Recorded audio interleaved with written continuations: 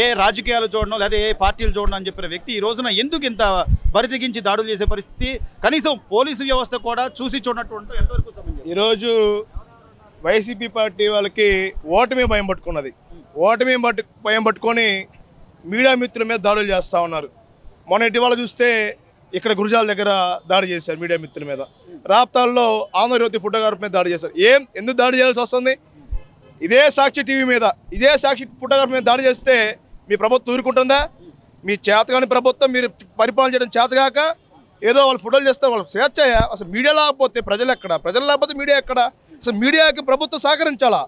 అసలు ఎవరినైనా సరే ప్రభుత్వం వాళ్ళకి భద్రత కల్పించాల్సిందే. కానీ ఇవాళ వైసీపీ ప్రభుత్వం ఇష్టాసారంగా ప్రతి ఒక్కరిని బెదిరిస్తూ ఉంది. అరే బాబు, మీకు ఒక్కటే ఒక నెల ఉంది, ఇంకంతే. ఈ నెలలో మీరు రెస్టోరేషన్ చేసుకుంటారు. తర్వాత ఎవరు దాడి చేశారు, ఎవరు దాడి చేయించారు ప్రతి నా కొడుకుని వదిలే ప్రసక్తి లేదు. మీడియా మిత్రులకి తెలుగుదేశం పార్టీ గట్టిగా సపోర్ట్ ఉంటుందని చెప్పి ఈ సందర్భంగా తెలియపరుస్తారు. నాయకులు ఈ రోజున ఎవరైతే ప్రశ్నిస్తున్నారో వాళ్ళ మీద కేసులు పెట్టి వాళ్ళ స్టేషన్లో వాళ్ళ ఇబ్బంది పెట్టినా, లేకపోతే అంతకుముందు సోషల్ మీడియా ద్వారా పోస్టులు పెట్టారని చెప్పి కేసులు పెట్టినా మనం ఏం చేసినా చెల్లుబాటు అవుతుంది కదా అని చెప్పి ఈ రోజున మీడియా మీద కూడా దాడులు చేసే పరిస్థితికి వచ్చారు. ఎందుకని మీడియా స్వేచ్ఛను కూడా హరిస్తే ఏంటి తర్వాత ఏం జరుగుతుంది? మీడియా మిత్రులు ఆ రోజే స్పందించాల్సింది. ఎందుకంటే ప్రజాస్వామ్యంలో మీద వచ్చిన తర్వాత ప్రతి ఒక్కరి మీద ఈ ప్రభుత్వం వస్తూ ఉంది. నేను బాధితుని ప్రభుత్వం మీద 14 కేసులు పెట్టించాడు ఈ వైసీపీ ప్రభుత్వం. జగన్మోహన్ వచ్చిన తర్వాత వినకొండలో 14 కేసులు, గుంటూరు నగరంలో 6 కేసులు, తాడేపల్లిలో 1. ఇన్ని కేసులు పెట్టించుకొని ఏం పీకుదాం అనుకుంటున్నాడా జగన్మోహన్ రెడ్డి? మనం బెదిరిస్తున్నాడా? కేసులు పెడితే ఇంకా రెట్టింపు ఉత్సాహంతో పనిచేస్తాం. ఇప్పుడు నేను రిమాండ్ విషయంలో ఉన్నా కానీ భయపడకుండా వస్తున్నావు. అరే బాబు, నీ కేసులు భయపడేది లేదు. నీకు ఖచ్చితంగా ఇంకో నెలలో ఈ రాష్ట్ర ప్రజలు 5 కోట్ల ఆంధ్ర ప్రజలను ఇంటికి పంపిస్తారు. నువ్వు సిద్ధం అంటున్నావు. నువ్వు జైలు కూడా సిద్ధపడ్డావు. మీ యొక్క చెల్లిని, మీ తల్లిని నువ్వు ఏ విధంగా ఇబ్బంది పెడుతున్నావు అన్నీ చూస్తూ ఉన్నారు. నీ యొక్క సిద్ధం సభలకు ఈ యొక్క ప్రభుత్వం యొక్క ఆస్తుల మీద అదేవిధంగా బస్సులను తీసుకొచ్చి విపరీతంగా వాడుకుంటున్నాం. ప్రతి ఒక్కటి లెక్క తేలుస్తాం. ఈరోజు 100 కోట్ల రూపాయలతో సిద్ధం ఫ్లెక్సీలు వేస్తున్నాం ఈ రాష్ట్ర వ్యాప్తంగా. ఎవరబ్బా డబ్బు సమ్మని చెప్పి ఈ రోజున ఈ ముఖ్యమంత్రి జగన్మోహన్ అడుగుతూ ఉన్నాం. ప్రభుత్వ అధికారులు రాగానే టీడీపీ, జనసేన, బీజేపీ ప్రభుత్వ అధికారులు రాగానే ఖచ్చితంగా దీని మీద ప్రత్యేకమైన చట్టం తీసుకొచ్చి ప్రత్యేక దర్యాప్తు చేసి జగన్మోహన్ రెడ్డిని ఖచ్చితంగా జైలుకి పంపిస్తాం. ఇదే ప్రభుత్వం ఉండదు, ఇదే అధికారం ఉండదు, ఇదే పగలు ఉండదు, ఇదే అండ ఉండదు. కొన్నాళ్ళు పగలు ఉంటుంది, కొన్నాళ్ళు రేతులు ఉంటుంది. అది ముఖ్యమంత్రి జగన్మోహన్ రెడ్డి గ్రహించాలా. తాడేపల్లి కొంపకు పరిమితమయ్యావు, రేపు చెంచులు కూడా జైలుకి నువ్వు పరిమితవుతావు మిస్టర్ జగన్మోహన్ రెడ్డి, గుర్తుపెట్టుకో. దాడులు కానీ లేకపోతే గతంలో అసలు నేను కులం చూడను, మతం చూడను, పార్టీలు చూడను, ప్రాంతాలు చూడను అని చెప్పిన జగన్మోహన్ రెడ్డి గారు ఈరోజు ఎందుకని మిన్నకుంటున్నారు? ఈరోజు మీడియా స్వేచ్ఛ మీద దాడి చేసి లేదా ఎవరు ప్రశ్నిస్తే వాళ్ళ మీద దాడులు చేస్తే ఎంతవరకు ఈరోజు న్యాయం అంటారు? మీడియా మిత్రులు ఎంతో స్వేచ్ఛగా బతుకుతారు. వాళ్ళని స్వేచ్ఛని హరించటం ఎంతో తప్పు. రౌడీ ముక్కలారా, వాళ్ళకి తల్లిదండ్రులు ఉన్నారు, వాళ్ళకి పిల్లలు ఉన్నారు, ఎంతో వాళ్ళు ఉన్నత చదువులు చదువుకొని వస్తారు. మీ రౌడీ 4 డబ్బుల కోసం వాళ్ళని కొట్టడం ఎంత తప్పో తెలుసా మీకు? మీడియా మిత్రులు ఎంత చదువుకుంటారో తెలుసా? మనకు లోక జ్ఞానం తెలియజేసేది మీడియా మిత్రులు. మీడియా మిత్రులు లేకపోతే మనకు లోకం తెలియదు.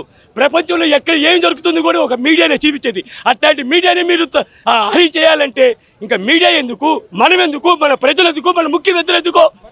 అంటే గతంలో రాజశేఖర రెడ్డి గారి హయాంలో కూడా ఈ తరహా దాడులు లేవు. ఎవరు ప్రశ్నిస్తే వాళ్ళ మీద కొట్లాట్లు లేకపోతే వాళ్ళ మీద దాడులు అంటే ఇది ఎక్కడి వరకు పోతుంది ఈ పరిస్థితి?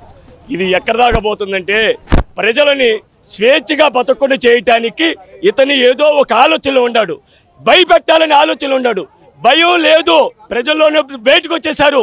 ఇవాళ ఏంటంటే ప్రజల్లోనే భయం దాన్ని తప్పించుకొని వాళ్ళు బయటకు వస్తున్నారు. మీడియా ముందుకు కూడా రాగలుగుతున్నారంటే అదే గొప్పతనం. ఇంత ముందు రాలా. ఇవాళ ఏంటంటే నువ్వు వద్దని, నీ పరిపాలన వద్దని చెప్పేసి ప్రజల్లోనే ఒక ధీమాతో ఉన్నారు. నువ్వు అందుకని నువ్వు సిద్ధం ఏదో పెట్టుకుంటున్నావు. నీ సిద్ధం పనికిరాదు, నీ యుద్ధం పనికిరాదు. ఇవాళ నీ వాళ్ళని కొట్టడానికి 5 నిమిషాలు పట్టదు. కాకపోతే చంద్రబాబు నాయుడు ఆయన ఒక విజనర్. ఆయన ఎవరిని కొట్టద్దు, ఎవరి బిడ్డలు సావద్దు, ఎవరి బిడ్డలు కొట్టుకోవద్దు అంటాడు. అందుకని వాళ్ళు మీరు మిగులున్నారు. లేకపోతే ఎప్పుడో ఈ రాష్ట్రానికి కాదు ఈ దేశం నుంచి కూడా వదిలిపెట్టిపోయేవాడు నువ్వు. అట్లాంటి మహానుభావుడు ఆయన్ని ఇవాళ ఎన్నో ఇబ్బందులు పెట్టావు నువ్వు. ఆ ఇబ్బందులు తట్టుకొని ఇవాళ మేము సిద్ధం, ప్రజల సిద్ధం, నాయకులు సిద్ధం. అందరూ రక్తం ఎర్రగెట్టుకున్నారు. మా ఏ షర్ట్ ఉందో నా షర్టు లాగా జనాలు నాడి అలా రక్తం ఎరులై పారుతుంది. ఎలా చూడాలి సార్? అంటే ఈరోజు మీడియా మీద దాడులు కానివ్వండి, లేకపోతే ఎవరు ప్రశ్నిస్తే వాళ్ళ మీద దాడులు కానివ్వండి, ఇది ఎంతవరకు సమంజసం అంటారు? కొన్ని ప్రజాస్వామ్యంలో ఇది మేము ప్రజలుగా ఇండియాలో పుట్టి అదే ఆంధ్రాలో పుట్టినందుకు గర్విస్తున్నాం. కానీ ఇలా మీడియా మీద ఇట్లా గొడవ చేయటం, కొడతాం, ఇట్లా ప్రాణహాని పెట్టడం అది తప్పండి. ఖండిస్తున్నాం. అది ఎవరిదైనా ప్రాణమే. ముఖ్యంగా మేము ఒకటే చెబుతున్నాను వైసీపీ వాళ్ళకి, మీ జగన్మోహన్ రెడ్డి ఈ నెలలు ఎందుకు జైల్లో ఉన్నాడు? సిబిఐ వాళ్ళు ఎందుకు ఆపుతున్నారు? ఎంతమంది దళితులు చచ్చిపోయారు, ఎంతమంది మాస్టర్లు చచ్చిపోయారు, ఎంతమంది పేద పెద్దలు చచ్చిపోయారు, వాళ్ళ మీద మీరు ఫైట్ చేయండి. ఎందుకు చచ్చిపోయారు ప్రజలు? అసలు సిబిఐని కొట్టండి. మీరు విలేకరులు కాదు, వైసీపీ కార్యకర్తలారా, సిబిఐని కొట్టండి. సిబిఐ ఎందుకు మా జగన్ లోపల ఉంచింది? ఎందుకు ఇన్నాళ్ళు మా జగన్ లోపల ఉంచని సిబిఐని కొట్టండి. ఎందుకు మా జగన్ని కోర్టులో పెట్టారు, జైల్లో పెట్టారు, సెంట్రల్ జైలు ఎందుకు పెట్టారు? మా జగన్ మంచోడు కాబట్టి ఎందుకు పెట్టారని సిబిఐని కొట్టండి, ఈడీని కొట్టండి. ఆధారాలు ఉన్నాయి కదా. మీ జగన్ మంచోడు అన్నారు కదా వైసీపీ కార్యకర్తలారా. మీ జగన్ మంచోడు అయితే జైల్లో ఎందుకు ఉన్నాడు? సిబిఐ ఎందుకు ఇన్ని రోజులు మీ జైల్లో పెట్టింది? బెయిల్ మీద ఎందుకు బయటకు ఉన్నాడు? సిబిఐని కొట్టండి. పోలీసులు మీడియా ఎందుకు కొడతారు? మీడియా ఏ తప్పు చేశారని కొడతారు? మీ సీఎం 420 ఈ రకంగా భయపెడితే రేపొద్దున ఓటు వేయడానికి కూడా ప్రజలు బయటకు రారు, లేకపోతే వాళ్ళ ఓటు హక్కు కూడా వాళ్ళు వినియోగించుకోలేరు అనేటువంటి ఒక స్ట్రాటజీ అనుకోవచ్చా ఇది? అడుగుతున్నారు వాళ్ళు. అంటే నాయకులు లేదు, మీడియా లేదు, ఎవరిని పడితే వాళ్ళ మీద దాడులు చేస్తున్నారు కదా, వాళ్ళు ప్రజలు సామాన్యులు. మేము అందుకనే కేంద్ర ఎన్నికల కమిషనర్కి ఒక ఫిర్యాదు పెట్టామండి. ఇట్లా జరుగుతాయి ఈ దాడులు, ఇట్లా దొంగ ఓట్లు చేర్చారు, మా ప్రాణానికి హాని ఉంది, ఈ వైసీపీ నాయకుల వల్ల, ఈ కార్యకర్తల వల్ల మాకు ప్రజాస్వామ్యాన్ని రక్షించండి, ఆంధ్రాని రక్షించండి, పోలింగ్ సజావుగా జరిపించండి, ముద్దాయిల్ని శిక్షించండి, ఇలా కొట్టిన వాళ్ళని జైల్లో వేయండి, బయటకు వదలొద్దు. న్యాయం జరుగుతుందంటారా? కంపల్సరీగా కేంద్ర ఎన్నికల సంఘం చర్యలు తీసుకుంటానంటుందండి.